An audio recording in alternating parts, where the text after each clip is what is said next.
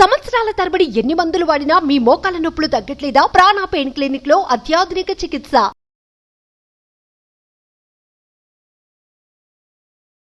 ప్రేక్షకులు నమస్కారం. నేను doctor Ravishankar Irukulapati, senior endocrinologist, Apollo hospitals, Jubilee hills, Hyderabad. ఈ పర్టికులర్ ఎపిసోడ్లో నేను మాట్లాడబోయేటువంటి టాపిక్ ఏంటంటే, టీవీ ఆన్ చేసుకుని చాలామంది పడుకుంటాం అనేటువంటి విషయం గురించి మాట్లాడబోతున్నాను. చాలామందికి అలవాటు ఉంటుంది.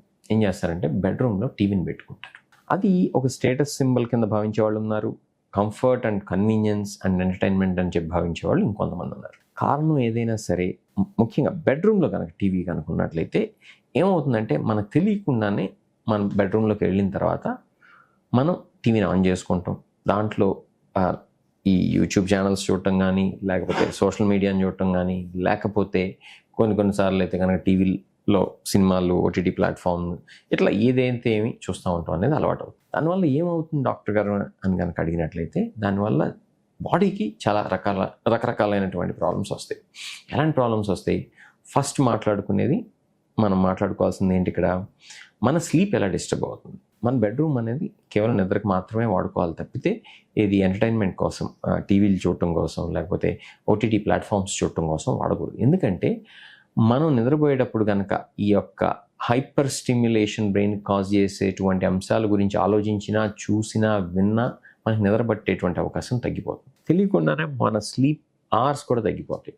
అంటే ఎప్పుడు 7 గంటలు 8 గంటలు పడుకునే వాళ్ళు ఈ టీవీ కనుక రూమ్లో కనుక ఉన్నట్లయితే కనుక మానిటర్, దానివల్ల వాళ్ళు తక్కువ గంటలు పడుకుంటారు. దానివల్ల హెల్త్ అనేది ఎఫెక్ట్. ఇది ఒక ప్రాబ్లం.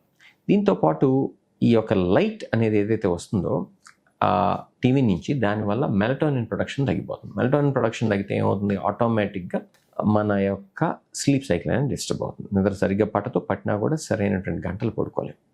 ఇంకొక విషయానికి వచ్చినట్లయితే కనుక, ఇది అన్నిటికన్నా ముఖ్యమైనటువంటి విషయం ఏంటంటే, మనకి తెలియకుండానే ఎడిక్ట్ అయిపోతాం. ఒకసారి ఒక అలవాటుని కనుక మనం చేసుకున్నట్లయితే, అది బ్యాడ్ హ్యాబిట్ కావచ్చు, గుడ్ హ్యాబిట్ కావచ్చు, అది కంటిన్యూ చేసేటువంటి ఛాన్స్ చాలా ఉంటుంది. కాబట్టి మనం ఆ విషయాన్ని కూడా మనం కన్సిడరేషన్లో తీసుకోవాలి. సో మనం చేయాల్సింది ఏంటంటే, we need to stay away from television as much as possible.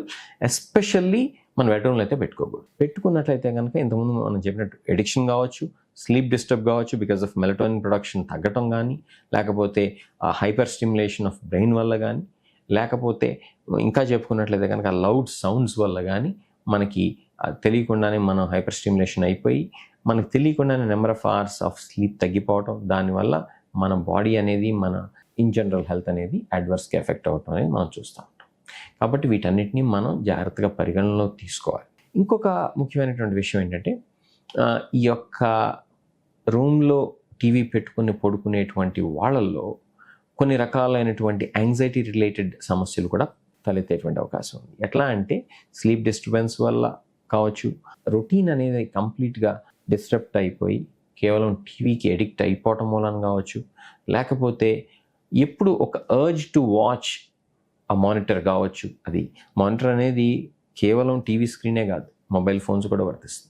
కాబట్టి ఇంతకుముందు నేను చెప్పినటువంటి చాలా విషయాలు కేవలం టీవీకి మాత్రమే కాకుండా, మొబైల్ ఫోన్స్కి, అలానే ల్యాప్టాప్స్కి, కంప్యూటర్ స్క్రీన్స్కి, ఐప్యాడ్స్కి, వీటన్నిటి కూడా వర్తిస్తుంది. కాబట్టి నేను చెప్పొచ్చేది ఏంటంటే, వీలున్నంత వరకు మన బెడ్రూమ్ని కేవలం నిద్రకు మాత్రమే వాడుకోవాలి తప్పితే, ఇట్లాంటి ఎంటర్టైన్మెంట్ యాక్టివిటీస్కి వాడుకోకూడదు అనేది నా యొక్క హంబల్ రిక్వెస్ట్.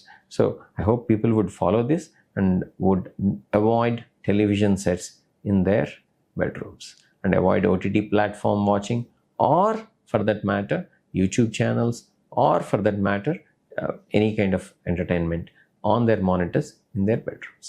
Take care.